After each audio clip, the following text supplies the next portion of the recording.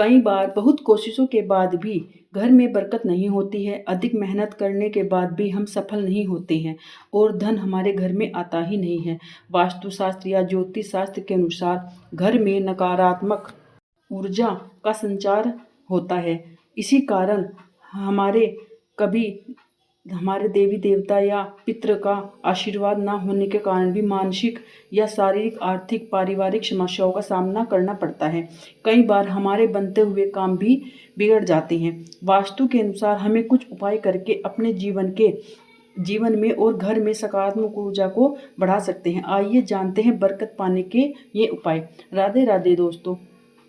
आज की वीडियो में हम ऐसे उपाय जानेंगे, वो छोटे छोटे उपाय हैं जिसके करने से हमारे घर में सकारात्मक ऊर्जा का प्रयोग होता है।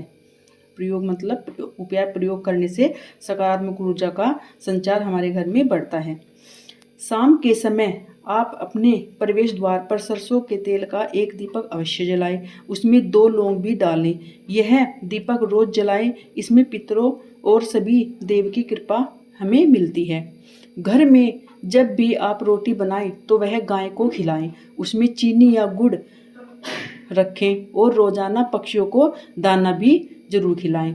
बुधवार वाले दिन जरूर कबूतरों को बाजरा खिलाना चाहिए। इससे हमारी कुंडली के काफ़ी दोषों से हमें निजात मिलती है। सूर्यास्त के समय या फिर सूर्यास्त के बाद में हमें झाड़ू नहीं लगानी चाहिए। इससे माँ लक्ष्मी घर से चली जाती है और घर में दरिद्रता का वास पीछे छोड़ जाती है। कभी भी ब्रह्म मुहूर्त या संध्या काल में झाड़ू नहीं लगानी चाहिए। झाड़ू को ऐसी जगह रखें जहां आते जाते किसी की नज़र ना पड़े और झाड़ू अपने पलंग के नीचे कभी भी ना रखें। घर को हमेशा साफ सुथरा रखें। ईशान उत्तर वायु कोण में हमेशा खाली और साफ सुथरा रखना चाहिए। वॉशरूम को कभी भी गीला नहीं रखना चाहिए। यह आर्थिक स्थिति के लिए अच्छा नहीं होता है। भोजन की थाली हमेशा कभी भी हमें बेड पर बैठकर नहीं खानी चाहिए। भोजन हमेशा चटाई या टेबल पर बैठकर करना चाहिए। थाली दोनों हाथों से पकड़ें, दूसरे को देना चाहिए। अगर आप अपने बेड पर खाना खाओगे तो आपकी सारी कमाई आपकी बीमारी में ही जाने लगेगी।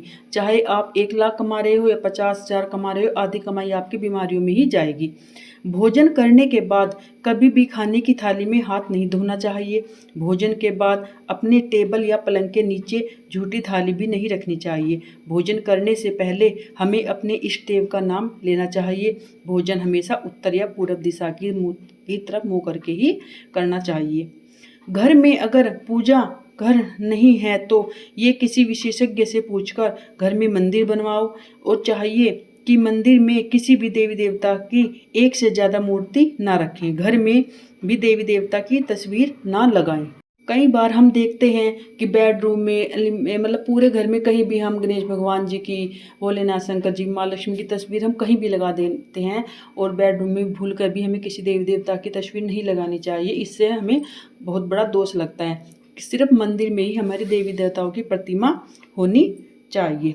तिजोरी में हमेशा कुछ चीज़ें रखनी चाहिए, जैसे कौड़ी और चांदी तांबे के सिक्के रखने चाहिए। माँ लक्ष्मी को कौड़ी बहुत ही प्रिय होती है। पीली कौड़ी माँ को बहुत ही प्रिय है। घर में वास्तु के अनुसार रखकर रोजाना साफ स्वच्छ कर प्रतिदिन सुबह शाम घर में कपूर जलानी चाहिए। प्रवेश द्वार पर हमेशा दीपक जलाएं शाम के समय, क्योंकि शाम के समय माँ लक्ष्मी का आने का समय होता है और हमारे घर में माँ लक्ष्मी का स्थायी निवास होता है। पीपल को सिर्फ शनिवार को ही छूना चाहिए। शनिवार को पीपल के पेड़ में जल भी मीठा दे और काले तिल, कच्चा दूध, गंगा जल डालकर 1 लोटे में जल अर्पण करें और चाहिए कि सरसों के तेल का दीपक शाम के समय जलाना चाहिए। तो इससे आपका दुर्भाग्य धीरे धीरे समाप्त होने लगेगा। संध्या के समय हमें कुछ कार्य नहीं करने चाहिए, जैसे सोना, खाना पीना, गाली देना या घर में उस समय झगड़ा नहीं करना चाहिए। किसी से भी बुरा भला नहीं बोलना चाहिए। घर की स्त्री का सम्मान करें। फटे हुए कपड़े ना पहने। फटे हुए मतलब फट गए हैं कपड़े तो उन्हें सिल कर पहने।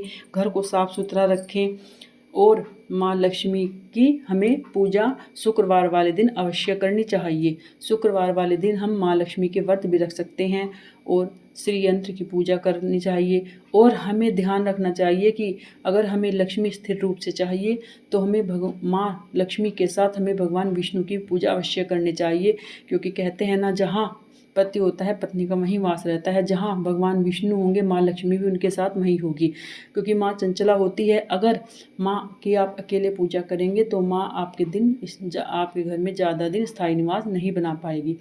जब आप श्री यंत्र की पूजा करें तो श्री यंत्र पे कुमकुम भी जरूर अर्पित करें और आप विष्णु सहस्त्र का नाम का पाठ अवश्य करें। श्री सूक्त का पाठ करें, श्री कनकधारा का पाठ करें, विष्णु चालीसा पढ़े, लक्ष्मी चालीसा पढ़े। शाम के समय हमेशा अपने घर में हमें लाइट जलाकर रखनी चाहिए।